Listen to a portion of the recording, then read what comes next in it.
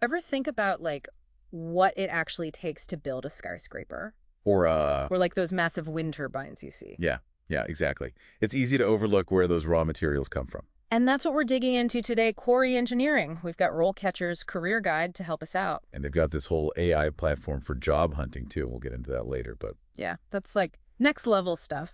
But first, Quarry Engineering. Not exactly the first thing that pops into your head when you think dream job, right? right, right. But maybe it should be. Well, what I find fascinating is it's not just about digging and blasting, though. I mean, that's definitely part of it. Of course, gotta have some explosions. It's more about, it's like the whole life cycle of a project you have to get. Right. From the very beginning, seeing if the site's even viable, to actually getting the resources out responsibly.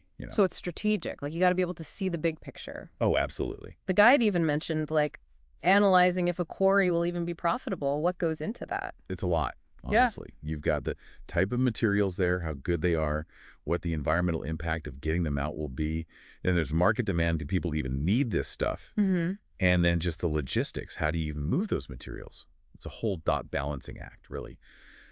Geology, engineering, economics, even environmental sciences in the mix. Wow, that's intense. It's like not just knowing how to blow stuff up, but if you should blow it up. Right, right, exactly. And what that'll do to everything around it. And speaking of, the guide was really big on how important sustainability is in this field now. Oh, yeah. Huge. You can't ignore the environmental side anymore, right?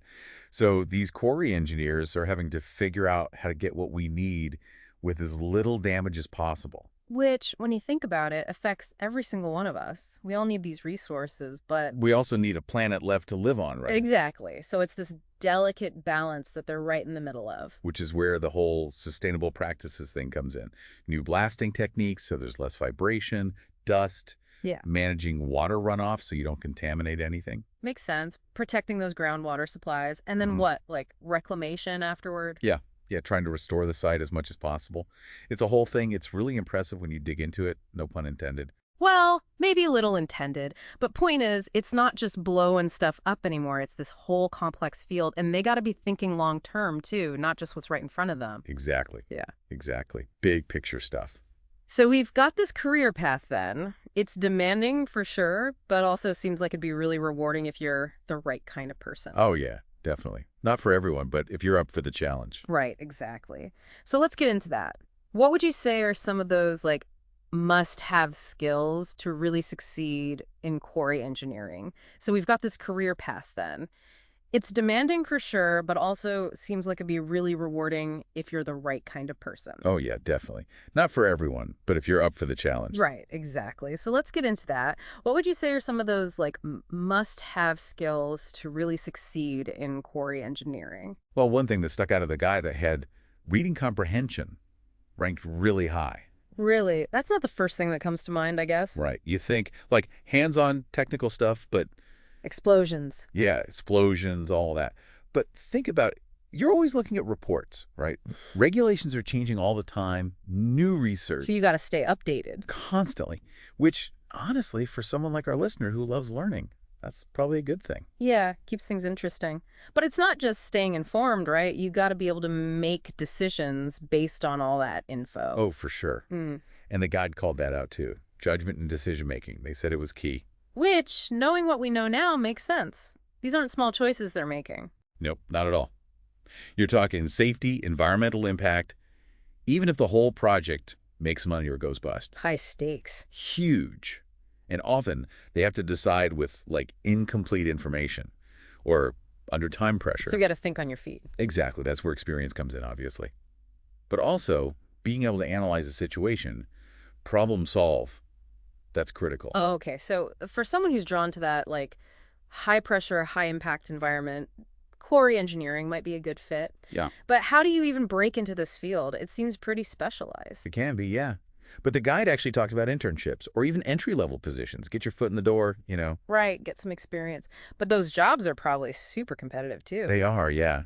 Which is where this RoleCatcher platform is kind of cool. They use AI, right, to actually analyze job descriptions Oh, interesting. and then help you tweak your resume, your application, so you're highlighting the right skills, the stuff those employers are looking for. So it's like a secret weapon for getting past those, what are they called? Applicant tracking systems. Exactly. Those things are brutal. I mean, Right. you can be perfect for the job, but if your resume doesn't have the magic words, You're toast. done, gone. And that's what RoleCatcher seems to be tackling, making sure the right people get seen, even with all this automation happening. Which, for someone starting out, could be huge. It's like that extra boost of confidence, Yeah. instead of feeling lost in the shuffle. Totally. But it's not just about getting the job, right? You had to be able to do the job. And one thing the guide mentioned, even for entry-level folks, management of personnel resources.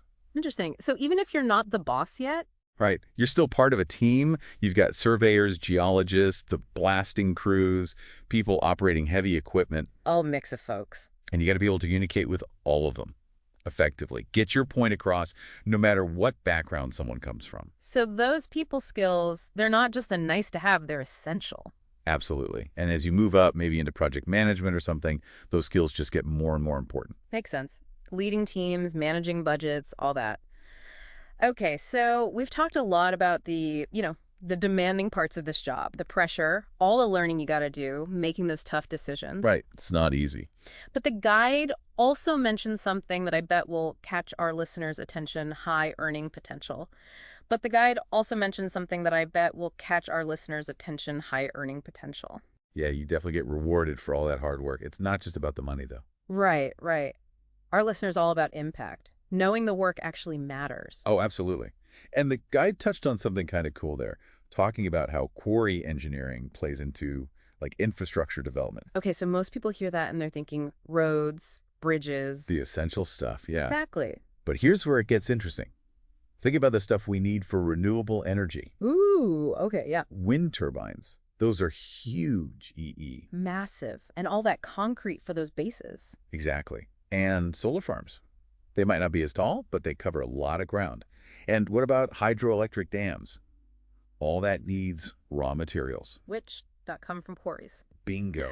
So you're not just talking about building the world as IS, you're talking about building a more sustainable future. Whoa, that's a cool way to look at it. I never would have made that connection. That's a big deal. And for someone who, wants to make a difference, like our listener. That's a huge motivator for sure. Huge. So it's not just about digging a hole. It's way bigger than that. Exactly. It's about how we meet those growing needs, but do it responsibly. Using technology in smart ways, thinking long term, it's a whole puzzle. A puzzle with global implications. Mm-hmm. Okay, so we've really dug into quarry engineering here, seen the challenges, what you get out of it, how it ties into the fate of the planet even. Any final thoughts for someone listening who might be thinking, hey, maybe this is my path? I'd say if you like using your brain A&D, getting your hands dirty, figuratively at least, quarry engineering is worth looking into. And seriously, check out RoleCatcher. They've got that free career guide, and all the details are there. See if it clicks for you. It sounds like it's a career where you can really dig in, pun intended this time. Uh-huh. I was waiting for it. Thanks so much for joining us on this deep dive. We unearthed some pretty awesome stuff. It was my pleasure. Always fun to explore these lesser-known career paths. And for our listeners, knowledge is power. So head on over to RoleCatcher, grab that free guide, and see where this new path might take you. Until next time, keep those brains engaged. We'll catch you on the flip side of curiosity.